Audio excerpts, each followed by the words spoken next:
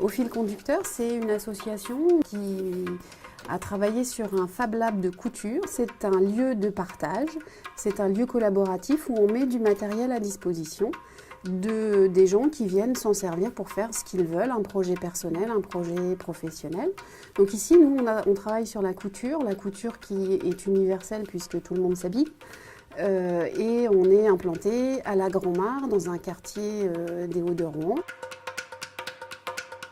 C'est aussi un lieu où on fabrique des projets en commun, où on fabrique des biens communs. C'est par exemple de construire un projet comme la Patrontech, où on a une bibliothèque de patrons de couture, mais qui sont libres de droit, partageables entre tous, diffusables à l'échelle du monde entier.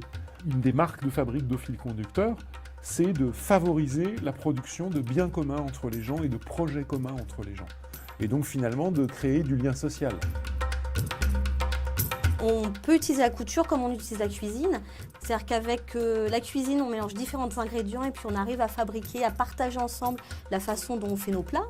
Et avec la couture, c'est pareil, on mélange tous ensemble nos petites techniques, nos approches des couleurs, des textiles, des formes, puis des rapports au corps très différents. Et du coup, quand tout le monde échange autour de ça, on arrive à des rencontres et puis à un partage qui est assez inattendu. On a des personnes de toutes les cultures, de tous les âges, de toutes les envies et même de tous les niveaux socio-économiques, culturels, au point qu'on est en capacité dans ce lieu-là d'accueillir des personnes en situation de handicap, des personnes en situation d'illettrisme, des personnes qui ont le français comme langue étrangère.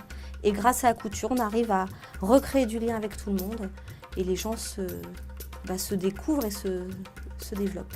Cet esprit d'ouverture, on tient aussi à l'avoir par rapport à l'extérieur. Donc bibliothèque, médiathèque, aussi les CCAS, ça peut être des associations intermédiaires et y compris notre volonté, c'est de s'inscrire d'ailleurs dans le tissu social, la vie du quartier. On est vraiment sur une logique de démocratie contributive. C'est l'usager qui construit ce lieu. L'usager est au cœur du dispositif et au cœur d'AFC.